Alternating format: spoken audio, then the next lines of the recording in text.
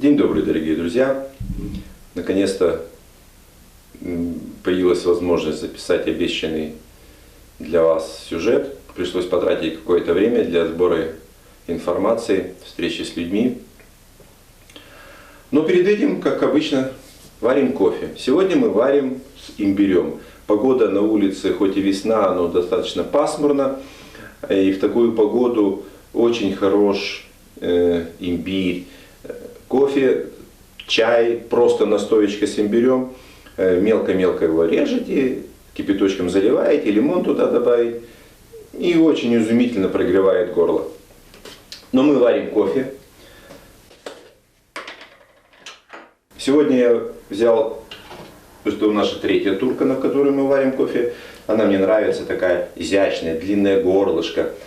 Единственный нюанс, оно начинает доходить, нужно поймать момент. Если упустишь, как капризная женщина, вскипит и убежит. Вот ей-богу. Поэтому к ней нужно очень пристально за ним наблюдать.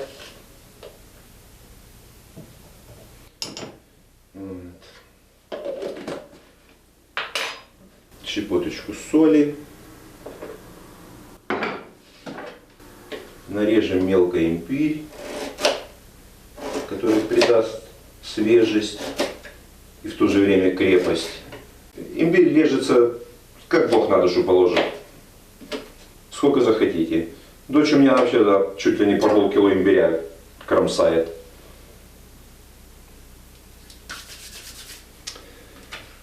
Вот. Ну и пока кофе будет готовиться,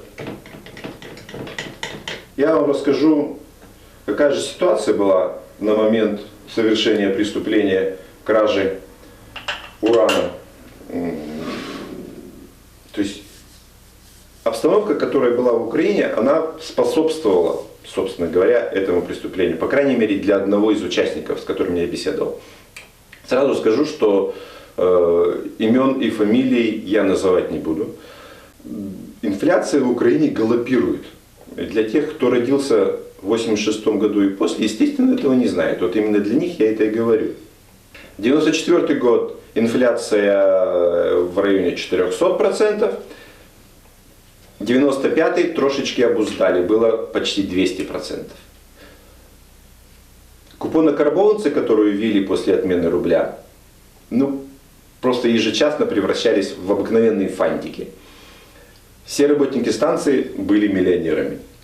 Мы зарплату получали буквально авоськами. Не то, что там банкнотные пачки.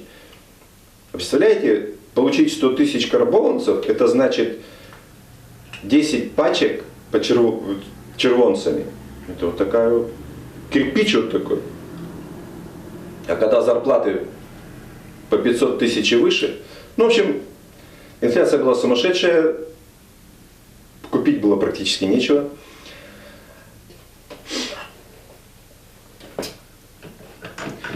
И вот в этой ситуации, при жуткой инфляции, практически нищете, товарищу предлагают заработать по тем временам просто баснословные деньги. 10 тысяч долларов. 10 тысяч за всю операцию для всех участников. Сразу скажу, что их было 6 человек.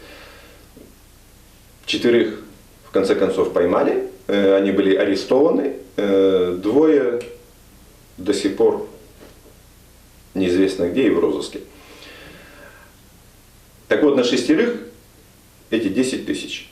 И все равно это были очень большие деньги. За эти деньги можно было купить квартиру в Славутиче. Что для этого нужно было сделать? Какую-то малость. Вытащить с объекта укрытия топлива в объеме чуть больше килограмма. Но топливо не твелов с циркониевыми трубочками, а именно топливо. И не облученное, которое было в реакторе, а свежее, которое на момент аварии находилось на пункте развески в центральном зале. Тот, кто предлагал, высказал такую легенду, что якобы это топливо необходимо для исследования где-то в Москве, в каком-то институте, как длительное воздействие мощных полей радиационного излучения подействовало вот на то самое свежее ядерное топливо. Какие процессы в нем происходят, как оно меняется. В принципе, вопрос интересный, чисто научный. Но я думаю, что если бы на самом деле возник такой вопрос, то могли бы и как-то официальным путем договориться. Ну, я думаю, что могли бы. Но так или иначе, поступило предложение, доступ к объекту укрытия был, и не только к объекту укрытия, а внутрь объекта укрытия. Желание, как это говорится, срубить бабла достаточно по-легкому присутствовало. Ну и преступление было совершено. Эх. Так. Как бы тут наша капризная дама не убежала. Кофе хоть и мужчина, но в этой турочке варится прямо как капризная дама.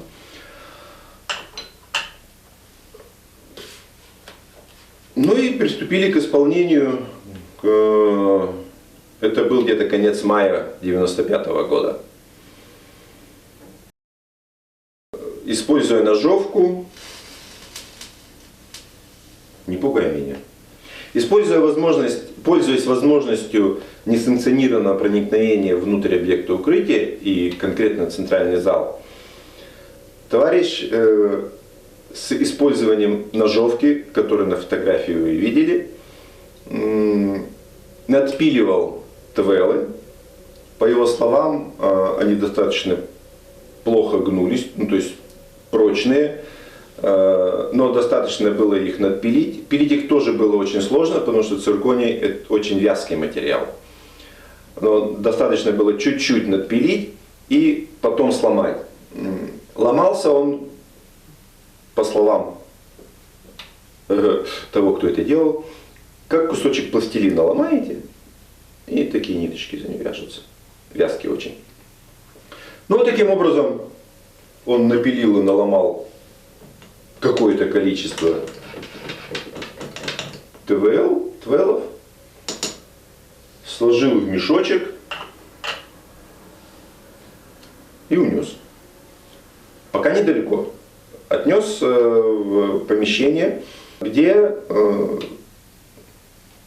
извлекал, собственно, топливо. Большие отрезки принесенных твелов он разделял на более мелкие, примерно по 10 сантиметров, по его словам. И потом из этой трубочки штырем выбивал топливо. На вид оно было похоже, как битое стекло автомашины, такая мелкая стекловидная крошка, очень тяжелая. В итоге он насобирал где-то, как он говорит, вот такую жменьку, и эта жменька весила почти 1,5 килограмма. В радиационном плане топливо светило порядка 4 миллирентген в час. Это на самом деле очень немного. Для объекта укрытия это вообще копейки. Но для свежего топлива это много. Потому что то свежее топливо, которое приходит на атомные станции, у него практически фоновые значения по гамма. А у этого, все-таки что-то там набралось под действием жесткого излучения, какие-то процессы там все-таки происходили, и 4 миллирентгена в час оно светило. А по бета там вообще зашкал был, непонятно какие величины, там, за сотни тысяч по бета частиц. Альфа тоже тысячи были, потому что это топливо. Топливо это в основном альфа-излучатель. И, как он говорил потом, мылся очень долго и нудно, и не всегда получалось сразу отмыться. Это уже детали. Вот. А повязали их уже в Киеве, то есть вынес он, в общем-то, без проблем это топливо в мешочке, вернее в несколько пакетов заново запаковал, дабы избежать разноса альфа и бета загрязненности, то не оставлять за собой след. Вот. Вывез через Семиходы в Славутич и далее машиной на Киев. Как потом выяснилось, их отслеживали уже из Славутича до Киева. И в Киеве их взяли.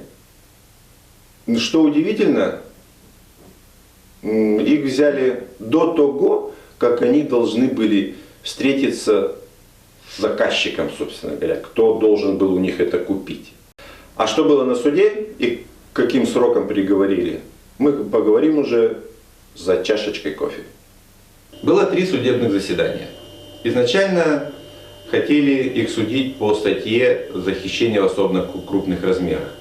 Однако выяснилось, что разрушенный 4-й энергоблок списан по нулевой стоимости. И он ничего не стоит. Тогда их судили по недавно введенной статье 228.3 за раскрадание радиоактивных материалов. По этой статье предполагалось наказание лишением свободы от 3 до 10 лет с конфискацией имущества или без таковой. Статья эта появилась в Уголовном кодексе Украины через 2 года после Чернобыльской катастрофы. 2 дали условно, 2 засудили на 3 года строгого режима.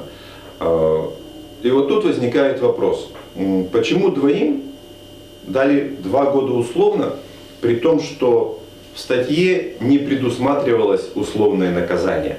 Есть версия, подчеркиваю, лишь версия, что все это было провокацией СБУ с целью выяснить, а возможно ли с объекта укрытия вынести что-либо, а особенно ядерное топливо.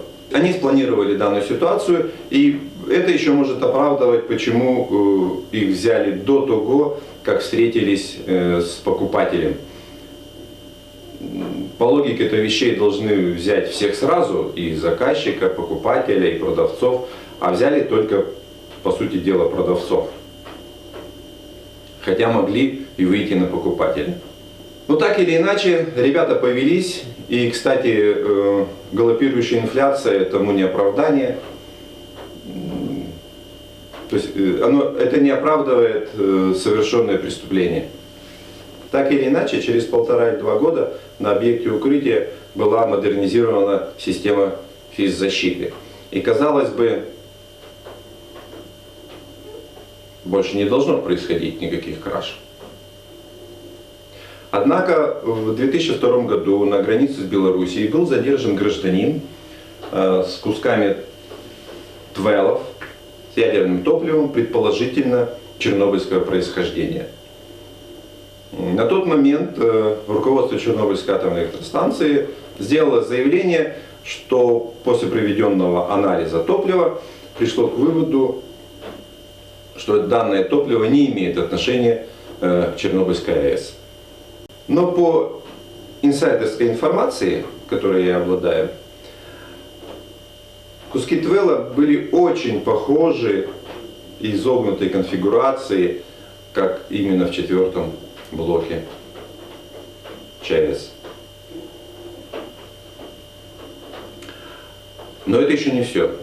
В 2005 году дежурный дозиметрист Павел Собенин присутствовал при демонтаже вагончика геодезистов возле охранного периметра локальной зоны объекта укрытия, которую освобождали для будущих работ по стабилизации объекта укрытия. И под вагончиком обнаружился мешок, который светил в 4 раза больше, чем фон вокруг вагончика. 40 миллирентген в час. Хотя в том месте порядка 10 было.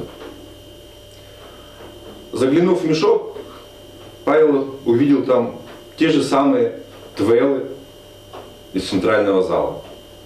Порезанные куски твелов. За проявленную бдительность и профессионализм Павел был награжден орденом за отвагу второй степени. Обнаружено это было в сентябре, в ноябре его наградили. И все думали, что это остатки топлива, которые заготовили в 1995 году и не вынесли. Однако человек, с которым я общался, и который в 1995 году совершал эту кражу, заверил меня, что все топливо, которое он напилил в центральном зале и извлек, было вынесено за пределы локальной зоны. И они ничего там не прятали. Отсюда напрашивается вывод, что в 2005 или 2003 или 2004 году кто-то точно так же пытался совершить кражу.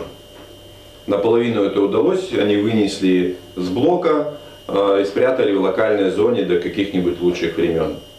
Найденные твелы на данный момент находятся в одном из помещений объекта укрытия, как временное захоронение сделали, то помещение опечатано и под замком, под охраной. Я очень надеюсь, что новый безопасный конфайнмент не предоставит возможности никому что-либо вынести с объекта укрытия, а особенно ядерное отработанное топливо. На этом все. В следующий раз, когда прекратятся дожди, появится солнце, которое по-настоящему по-весеннему пригреет, мы сходим с вами в лес, где я на углях сварю кофе и отвечу на все ваши вопросы, которые вы написали мне в комментариях. Всего хорошего. Будем жить.